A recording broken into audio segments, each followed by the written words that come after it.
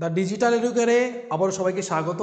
আমি চলে এসেছি আমার উচ্চ মাধ্যমিকের 2024-এর আমার ভাই বোনেদের জন্য, ছাত্রছাত্রীদের জন্য, তোমরা যারা 2024-এ উচ্চ মাধ্যমিক পরীক্ষা বসতে চলেছো। আমি দর্শন বিষয়ের শিক্ষক অজয় স্যার চলে এসেছি তোমাদের জন্য আরেকটি ভিডিও নিয়ে। দেখো, আমি পিছনে তোমরা দেখতে পাচ্ছ 2017 সালের এমসিকিউ ভিডিও আমি দিয়ে দিয়েছি তোমাদের জন্য। এসিকিউ এর একদম সুন্দর করে সহজ সমাধান সহ উত্তর নিয়ে এসেছি। তোমরা খাতা নিয়ে রেডি থাকো, খাতা নিয়ে লিখবে সুন্দর করে। এই যতটুকু উত্তর তোমাদের সামনে প্রেজেন্ট করবে সেটুকু লিখলেই তোমরা একদম নির্দিষ্ট নাম্বার পেয়ে যাবে, বেশি লেখার প্রয়োজন নেই। চলো দেরি করবো না, তোমাদের বন্ধু বান্ধবীকে শেয়ার করে দাও, ফটাফট দেখে নাও। তোমাদের 2017 সালের এসিকিউ এর প্রথম প্রশ্ন দেখো। প্রথম প্রশ্ন আছে যে কারণের সদর্থক শর্ত বলতে কি বোঝায়। কারণের সদর্থক শর্ত বলতে কি বোঝায়, এটা কারণ অধ্যায় থেকে দেওয়া হয়েছে। সেখানে আমরা দেখেছি কারণের দু ধরনের শর্তের কথা বলা হয়েছে, একটা হচ্ছে সদর্থক শর্ত আর একটা হচ্ছে নয়ার্থক শর্ত। একটা সদর্থক শর্ত আর একটা হচ্ছে নয়ার্থক। সদর্থক শর্ত কোনটা? যে শর্তটা উপস্থিত থেকে কার্যটিকে ঘটায়, যে শর্তটি উপস্থিত থেকে কি করবে, কার্যটা ঘটাতে সাহায্য করে, সেটাকে বলা হয় সদর্থক শর্ত। আর যে শর্তটি উপস্থিত থেকে কি করে, কার্যটিকে ঘটাতে বাধা দেয়। যেমন আমরা আগুন জ্বালানোর ক্ষেত্রে বলতে পারি যে অক্সিজেনের উপস্থিতি, অগ্নিসংযোগ, তারপরে হচ্ছে দাহ্য পদার্থ, এগুলো কী করে আগুনকে জ্বালাতে সহযোগিতা করে, তাহলে সেগুলো সদর্থক শর্ত। আর সেক্ষেত্রে জল ঢেলে দেওয়াটা হচ্ছে নয়ার্থক শর্ত। কারণ কী করে, জলটা ঢেলে দিলে আগুনটা নিভে যাবে, এটা হচ্ছে নয়ার্থক শর্ত। আবার কার্ভেত্রিক বলেছে, কার্ভেত্রিক সদর্থক শর্তটাকে স্বীকার করে। এই দুটো হচ্ছে মিলের, যেটা আমি বললাম মিল। এবার কার্ভেত্রিক রেট কী করেছেন, নয়ার্থক শর্তটাকে একটু পরিবর্তন করে দিয়েছেন। কি বলেছেন উনি, যে শর্তটি অনুপস্থিত থেকে কার্যটিকে ঘটাতে সাহায্য করে, সেটাই হচ্ছে নয়ার্থক শর্ত। কি করে, জলের ওখানে কোনো অবস্থান থাকা যাবে না। এই গেল শর্ত, সদর্থক শর্ত, নয়ার্থক। অথবা দিয়ে যে প্রশ্নটা আছে দেখো, যদি এ ঘটে তবে বি নামক ঘটনাটিও ঘটে। এ ঘটে, বি নামক ঘটনাটিও ঘটে, এটি এ বি এর কীরূপ শর্ত? খুব সহজভাবে আমি তোমাদের বারবার বলেছিলাম যে শর্ত, কারণ অধ্যায়ের এটা শর্তের মধ্যে রয়েছে। শর্ত তিন প্রকার: আবশ্যিক, পর্যাপ্ত, আবশ্যিক, পর্যাপ্ত। সেখানে আমরা দেখেছিলাম আবশ্যিক শর্ত কোনটা, যে শর্তটি উপস্থিত না থাকলে কার্যটি ঘটে না, সেখানে না থাকে দুটো, না থাকলে ঘটবে না। আর পর্যাপ্ত শর্ত কোনটা, যে শর্তটি উপস্থিত থাকলেই ঘটনাটি ঘটবে, উপস্থিত থাকলেই। তার এখানে কি বলা আছে, যদি এ ঘটে তবে বি নামক ঘটে যায়। তার মানে কি, এখানে না কোথাও নেই, তার মানে এটা কি শর্ত হতে পারে, একদম সহজ সাপটা পর্যাপ্ত শর্ত। দেখো উত্তর দেওয়া আছে পর্যাপ্ত শর্ত, খুব সহজ। এখানে এবির বদলে ক খ দেওয়া থাকতে পারে, এখানে ক অথবা এখানে খ এরকম করে দেওয়া থাকতে পারে। ঠিক আছে, পরের প্রশ্ন দেখে নাও। উপমা যুক্তির মূল্যায়নের সর্বাপেক্ষা গুরুত্বপূর্ণ মানদণ্ড। এটা হাজারোবার তোমাদের এই দুটো বছরের প্রশ্ন করেছি, সেখানে 3 থেকে 4 বার পেয়ে গেছো। গুরুত্বপূর্ণ মানদণ্ড হচ্ছে সাদৃশ্যের প্রাসঙ্গিকতা। উপমা কথার মানেই হচ্ছে সাদৃশ্য। উপমা যুক্তি দু প্রকার, মন্দ ও ভালো, যেখানে সাদৃশ্যের প্রাসঙ্গিকতা এবং অপ্রাসঙ্গিকতার উপরে তারা দাঁড়িয়ে রয়েছে। ব্যাস, আর কিছু বলছি না। পরের প্রশ্ন দেখো, অবৈজ্ঞানিক আরোহণমানকে মূল্যহীন বলা যায়? না, একদমই নয়। এই অবৈজ্ঞানিক আরোহণমানের কারণে আমরা কার্যকারণ সম্পর্কেই পাই, একটা ইঙ্গিত পাই বা ইশারা পাই, যার কারণে একে কখনোই কি করা যাবে না, মূল্যহীন বলা যাবে না। এটাও আমাদের দৈনন্দিন জীবনে কিন্তু কাজে আসে। ঠিক আছে, পরের প্রশ্ন দেখো। পরের প্রশ্ন রয়েছে ফলস্তম্ভ কাকে বলে। এইটা যে পেয়েছি আমরা সত্যাপেক্ষক অধ্যায়ে। সত্যাপেক্ষক অধ্যায়ে যখন আমরা পি কিউ, এইরকম পি ভেল কিউ এরকম করে লিখি, এগুলোকে বলা হয় নির্দেশক স্তম্ভ। কি বলা হয়? নির্দেশক, এগুলো নির্দেশ করে, নির্দেশক স্তম্ভ। আর এইটাকে বলা হয় ফলস্তম্ভ। কি বলা হয়? ফলস্তম্ভ, স্তম্ভ। ঠিক আছে, দেখো তাহলে উত্তরে কি বলা আছে, সত্য সারণীর যে স্তম্ভের নির্দেশক স্তম্ভের সত্যমূল্যের ভিত্তিতে সমগ্র বচনাকারের সত্যমূল্য নির্ণয় করা হয় তা হলো ফলস্তম্ভ। মানে এদের এখানে কি সত্যমূল্য থাকছে তার ভিত্তিতে ধরো এখানে আমরা কি করছি, সত্যমূল্য নির্ণয় করছি, ধরো টি। ঠিক আছে, সেটাই হচ্ছে ফলস্তম্ভ। এখানে আমরা ফলাফলটাকে পাই, এই জন্য এটাকে ফলস্তম্ভ বলা হয়। আর এইগুলোকে নির্দেশক, এইগুলোর এই নির্দেশক স্তম্ভের সত্যমূল্যের ভিত্তিতে আমরা ওই ফলস্তম্ভের সত্যমূল্যটা নির্ধারণ করি। পরের প্রশ্ন দেখো, অস্তিত্বমূলক তাৎপর্য। এখানে একটু গন্ডগোল হয়েছে টাইপিং, এটাকে কেটে দিচ্ছি, একই প্রশ্ন দুবার টাইপ হয়ে গেছে। দেখো উত্তরে অস্তিত্বমূলক তাৎপর্য তোমাদের এর আগের বছরে এসেছিল, সেটাই রিপিট হয়েছে। কোনো বচনের উদ্দেশ্যপদ দ্বারা নির্দেশিত শ্রেণীর বাস্তবে অস্তিত্ব আছে। কোনো যখনই বচনের উদ্দেশ্যপদ উচ্চারণ করার সঙ্গে সঙ্গে তার বাস্তবে অস্তিত্ব যে রয়েছে সেই শ্রেণীটার, সেটাই প্রকাশ করার যে ক্ষমতা, সেটাই হচ্ছে তোমার অস্তিত্বমূলক তাৎপর্য। আর অস্তিত্বমূলক তাৎপর্য রয়েছে আই আর ও বচনের, এটা মাথায় রাখবে। আর এ আর ই বচনের কিন্তু নেই। ঠিক আছে, এ আর ই বচনে নেই, তাহলে সামান্য বচনগুলোর উৎসমূলক তাৎপর্য নেই, আর আই আর ও বচনের উৎসমূলক তাৎপর্য আছে। এবারে এই এ আর ই বচন থেকে যদি আই আর ও বচন পাওয়া যায়, মানে সামান্য বচন থেকে যদি বিশেষ বচন পাওয়া যায়, তাহলে কিন্তু একটা দোষ হয়, উৎসমূলক দোষ। এটা মনে রাখবে, এটাও এসিকিউ কিন্তু এসেছে এর আগের বছরে, দেখে নেবে ভিডিওতে। ঠিক আছে, এবার পরের প্রশ্ন দেখো, এই প্রশ্নের অথবা দিয়ে রয়েছে, এ নিরপেক্ষ বচনের বুলীয় ব্যাখ্যা কি? বুলীয় ব্যাখ্যা বা বুলীয় ভাষ্য। বুলীয় ভাষ্য আমরা জানি, চারটা বচনের বুলীয় ভাষ্য জানি, এ, ই, আই, ও। দেখো এ বচনের কি, S P bar equal to 0, S P equal to 0। আই বচনের কি, S P not equal to 0, আর ও বচনে হচ্ছে S P bar not equal to 0। এই হচ্ছে বুলীয় ভাষ্য। এবারে ব্যাখ্যাটাকে একটু আমি কথায় যদি লিখি তাহলে কি হবে, এই বচনের ক্ষেত্রে দেখো, উদ্দেশ্যপদ নির্দেশিত শ্রেণীর সকল সদস্যই কি আছে, সকল সদস্যই বিধেয় পদ নির্দেশিত শ্রেণীর সদস্য, মানে সকল মানুষ হয় মরণশীল। এটাকে যদি আমি বুলীয় ব্যাখ্যায় দেখি, তাহলে সকল মানুষ, এই যে সকল মানুষ হয় মরণশীল, মরণশীল, এখানে উদ্দেশ্যকে মানুষ, এই মানুষ শ্রেণীর সকল সদস্য কি আছে, এই মরণশীলে থাকবে। এটাই বলা হয়েছে এই যে এই নিরপেক্ষ বচনের বুলীয় ব্যাখ্যা। বুঝতে পারছো? আশা করি তোমরা বুঝতে পারছো। পরের প্রশ্ন দেখো, পরের প্রশ্ন রয়েছে,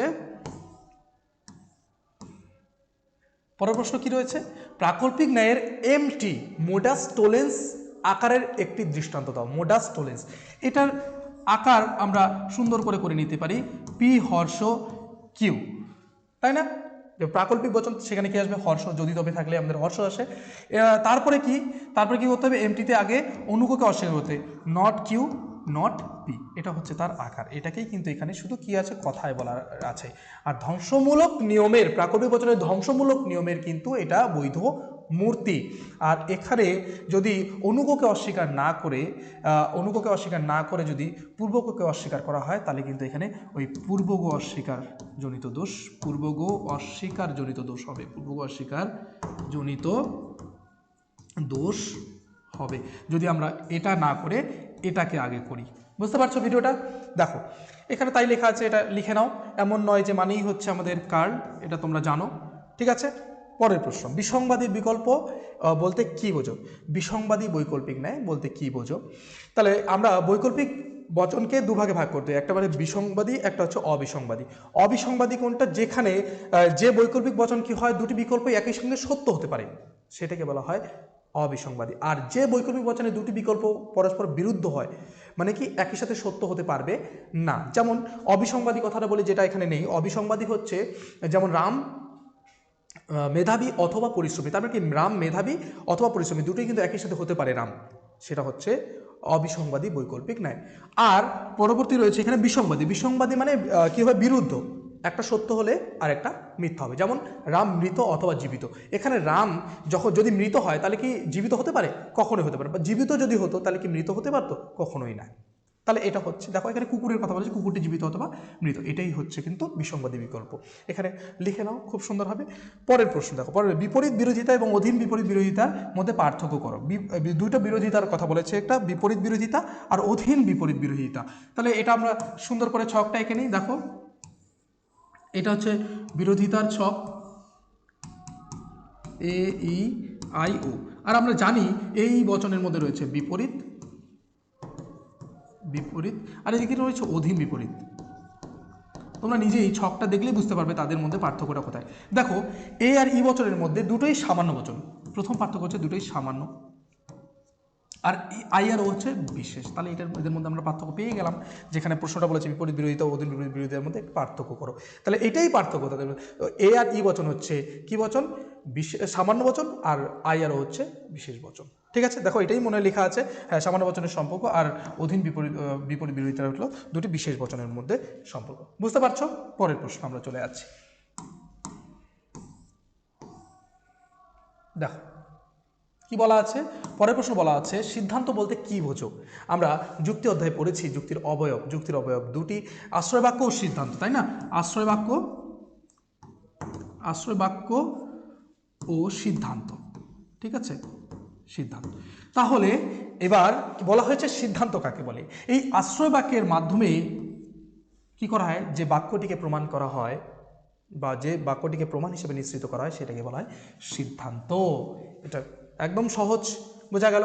তারপরে যে বাক্যগুলোর উপরে ভিত্তি করে করা হয় সেগুলি হচ্ছে আশ্রয় বাক্য, এ মনে রাখবে। আশ্রয় বাক্য কাকে বলে এটাও আসতে পারে।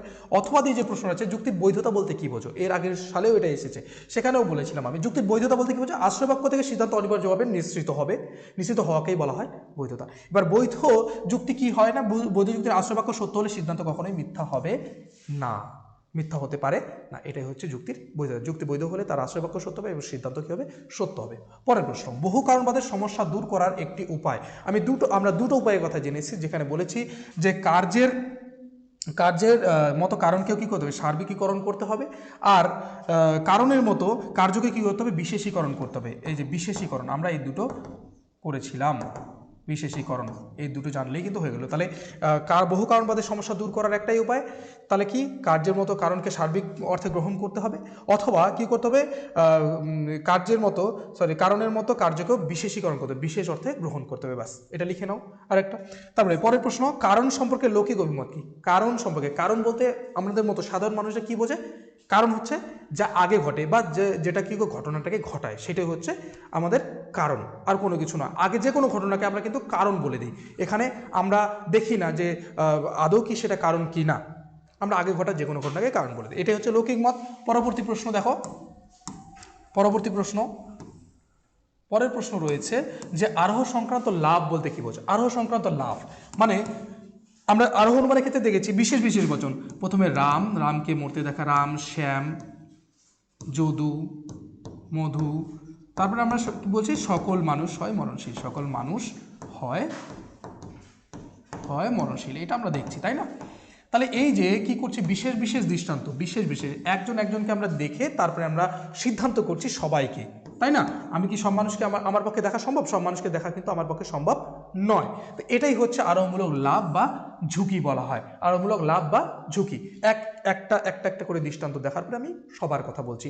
একটা কাক দেখলাম কালো, দুটো কাক দেখলাম কালো, তিনটে কাক দেখলাম কালো, তারপরে আমি বলে দিলাম যে সব কাক হয় কালো। সেটাকে সমস্ত কাককে আমার পক্ষে দেখা সম্ভব নয়। পরের প্রশ্ন, এটা বুঝতে পারলে আশা করি। পরের প্রশ্ন দেখো, কখন একটি দ্বিপ্রাকল্পিক বচন মিথ্যা হয়। ভালো করে বোঝো, দ্বিপ্রাকল্পিক এটা একটা নতুন শব্দ তোমাদের জন্য। এই দ্বিপ্রাকল্পিক হচ্ছে ট্রিপল বারের সূত্র, সমমান্যতা যে আছে সেই বস্তুগত ট্রিপল বারের জায়গাটা, ঠিক আছে।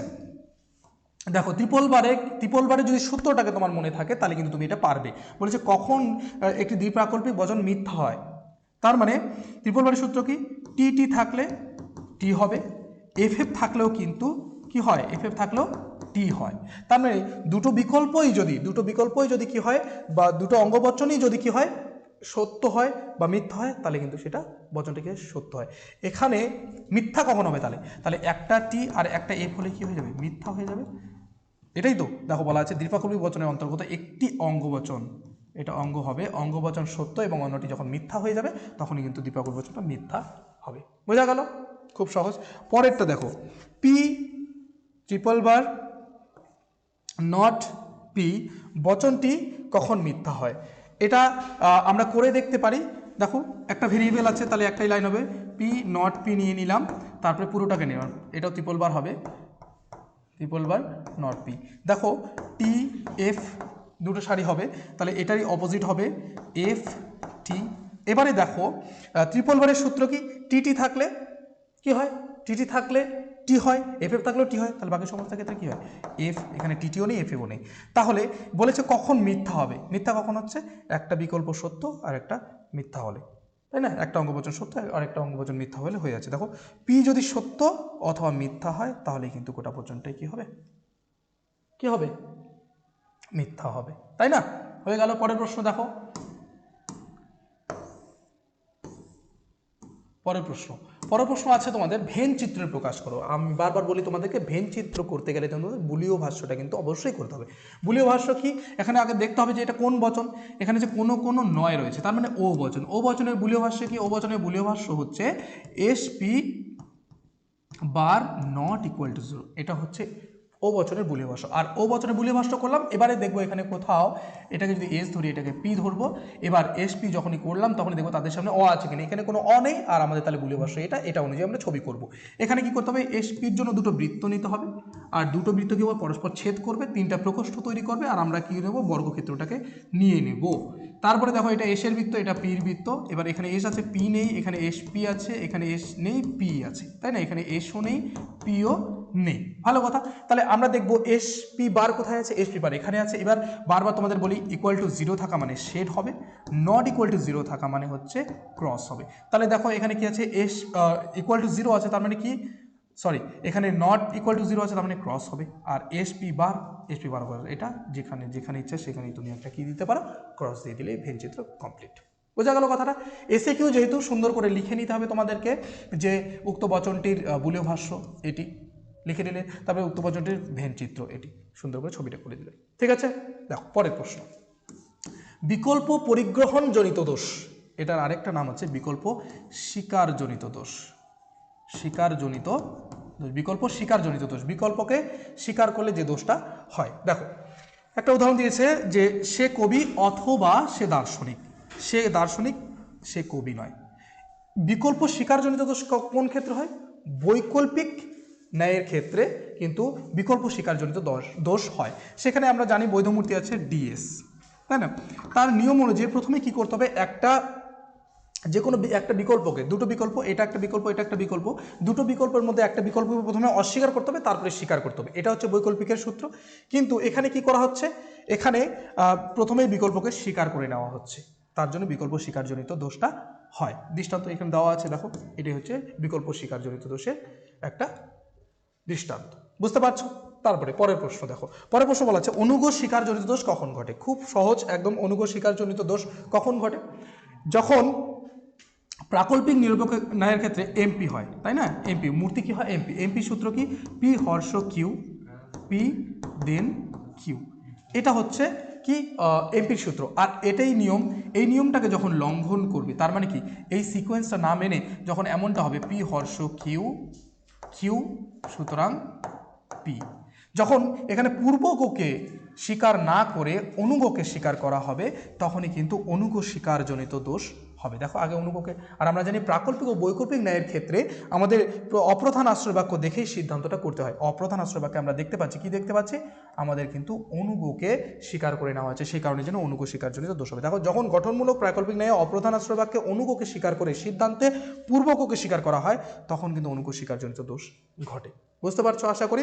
এই সুন্দর করে এই সূত্রগুলোকে মনে রাখবে, তাহলে কিন্তু তোমাদের সমস্ত, এমটিরটাও মনে রাখবে, এমটির ক্ষেত্রে কি হয়, এমটির ক্ষেত্রে কিন্তু আমাদের পূর্বক অস্বীকারজনিত দোষ হয়, কারণ তার সূত্রটাও কিন্তু তোমাদের এর আগের ভিডিওগুলোতে বলেছি। ঠিক আছে, চলো পরের প্রশ্ন। পরের প্রশ্ন দেখো, পরের প্রশ্ন বলেছে বিবর্তনে বৈধতার গুণ সংক্রান্ত নিয়মটি কি। বিবর্তনের নিয়ম আমরা জানি, বিবর্তনের প্রথম নিয়ম হচ্ছে উদ্দেশ্য জায়গায় থাকবে, বিবর্তনীয় এবং বিবর্তিতের যে উদ্দেশ্য সেটা একই থাকবে। তারপরে দ্বিতীয় সূত্র হচ্ছে কি, বিবর্তনের বিধের বিরুদ্ধ পদ হবে বিবর্তিতে বসবে, বিবর্তনীয় বিরুদ্ধ পদ মানে আশ্রয় বাক্যে যেটা বিধেয় পদ রয়েছে সেই বিধেয় পদের সিদ্ধান্তে কি হবে, বিরুদ্ধ পদটা বসবে। আর 3 নম্বর নিয়ম ছিল হচ্ছে গুণের নিয়ম, গুণ কি হয়ে যায়, পরিবর্তিত হয়ে যায়, কারণ আমরা জানি এ বচনে বিবর্তন কিসে হয়, ইতে হয়, ই বচনে বিবর্তন কিসে হয়, এতে হয়, আই বচনে বিবর্তন কিসে হয়, ওতে হয়, ও বচনে বিবর্তন কিসে হয়, আইতে হয়। এই জিনিসগুলো কিন্তু তোমাদের মাথায় রাখতে হবে, কারণ বিবর্তন তোমাদের পরীক্ষা করতে হবে, আমাদের মনমান থেকে বড় প্রশ্ন থাকে, তাই না। গেল, কি বলা আছে বিবর্তনের বৈধতার গুণ সংক্রান্ত নিয়মটি, বলা আছে বিবর্তনে আশ্রয় বাক্যের গুণ এবং সিদ্ধান্তে পরিবর্তিত হয়।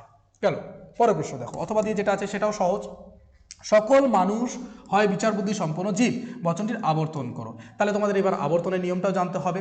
আবর্তনের প্রথম নিয়ম হচ্ছে বা দুটো নিয়ম হচ্ছে উদ্দেশ্য বিধেয় পরিবর্তন হবে। তার মানে কি, আবর্তনের আশ্রয় বাক্য যে আছে সে আশ্রয় বাক্য বা আবর্তনীয় যেটা উদ্দেশ্য সেটা আবর্তিতের বিধেয় পদে যাবে। আবার দ্বিতীয় সূত্র হচ্ছে আবর্তনীয় যেটা বিধেয় পদ সেটাই হচ্ছে আবর্তিতে কি হবে, উদ্দেশ্যের স্থানে বসবে, ব্যাস। আর গুণটা কি হয়ে যাবে, একই থাকবে। গুণ কি থাকবে, একই থাকবে, কারণ আবর্তনের ক্ষেত্রে আমরা জানি আবর্তনের ক্ষেত্রে এ বচনে আবর্তন আই হয়, ই বচনের ইতেই হয়, আই বচনের আইতেই হয় আর ও বচনের হয় না, ও বচনে কিন্তু আবর্তন সম্ভব নয়। এইটাও কিন্তু এই জায়গাগুলো থেকেও কিন্তু আমাদের এমসিকিউ প্রশ্ন আসতে পারে। দেখে না, তাহলে এখানে এই বচনটি সকল মানুষ হয়, বিচার বুদ্ধি সম্পন্ন জীব, সকল এ বচনে তাহলে আবর্তন কিসে যাচ্ছে, আই বচনে। তাহলে প্রথমে কি করে নেব, প্রথমে আমরা উদ্দেশ্য বিধেয় আমি আগে টুকে নেবো একবার, এই যে টুকে নিয়েছি দেখো, সকল মানুষের বুদ্ধিবৃত্তি সম্পূর্ণ জীব, এটা আবর্তনীয়, এটার যখন আবর্তিত করব তখন কি হবে, আমার উদ্দেশ্য বিধেয়টাকে চেঞ্জ করে নিতে হবে।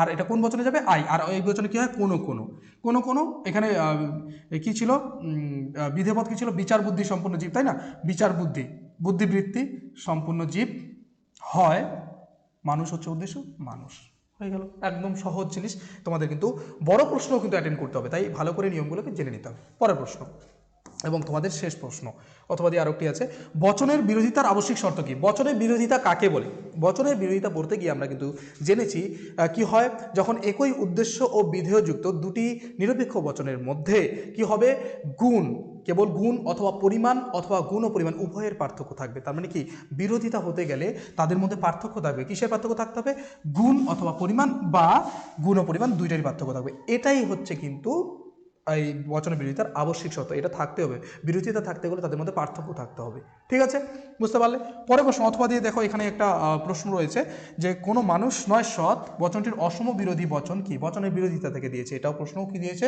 বচনের বিরোধিতা থেকে দিয়েছে। বচনের বিরোধিতার ছকটা আবার আঁকি, এ ই আই ও, তাই না। বলেছে কি বলেছে দেখো, কোনো মানুষ নয় সৎ, কোনো মানুষ নয় সৎ, তার মানে এটা ই বচন, ই বচন, ই বচন, ই বচনে অসম বিরোধী, ই বচনে অসম বিরোধী হচ্ছে ও বচন, তার মানে এদিকে অসম থাকে, এদিকেও অসম থাকে, তাই না। তাহলে অসম বিরোধী হচ্ছে ও বচন, তার মানে এই বচনটাকে কি করতে হবে, আমাকে ও বচনে করে নিতে হবে। তাহলে দেখো, কোনো মানুষ নয় সৎ, তাহলে এটাকে যদি ও বচনে করি, কিছুই না, আমার কি কি কি পরিবর্তন হবে, শুধুমাত্র ই বচনটা হবে ও বচনে, তাহলে গুণের কোনো পরিবর্তন হচ্ছে না, তাহলে কোনো মানুষ নয় সৎ। এই হচ্ছে তোমাদের 2017 সালের PYQ এসিকিউ প্রশ্ন আমি কিন্তু শেষ করে দিলাম। এর পরের দিনে তোমরা কিন্তু পাবে 2018 সালে। এইভাবে আমি প্রত্যেকটি সালে কিন্তু রোজ ভিডিও দিয়ে শেষ করে দেব। তোমরা যারা ভাবছো যে এসিকিউ ভিডিও দেখে কি করব, PYQ ভিডিও দেখে কি করব, মনে রাখবে তোমাদের কিন্তু রেজাল্টের বুস্টার ডোজ হচ্ছে কিন্তু এই 40 নাম্বার। এই 40 নাম্বার যদি ঠিক করতে পারো, যেখানে নাম্বার কাটার কোনো জায়গা থাকে না, বড় প্রশ্ন কিন্তু তুমি যদি নোটস ডাউন করো তাহলে কিন্তু নাম্বার কাটার জায়গা থাকে। আর দর্শন এমন একটা বিষয় যেখানে 100তে 100 পাওয়া যায়। তোমরা এই ভিডিওগুলো ভালো করে দেখে যাও, আমি একদম গ্যারান্টি দিচ্ছি যে তোমরা কি করতে পারবে, সমস্ত প্রশ্নের উত্তর করে আসতে পারবে। দেখছো বারবার একই প্রশ্ন, বারবার রিপিটেডলি ঘুরে ফিরে কিন্তু একই জিনিস আসছে। বুঝতে পারছো, তোমাদের বন্ধুবান্ধবকে শেয়ার করো, আর অবশ্যই শেষ পর্যন্ত দেখার জন্য অসংখ্য ধন্যবাদ। আর জানাও তোমাদের বন্ধুবান্ধবকে শেয়ার করো। ধন্যবাদ।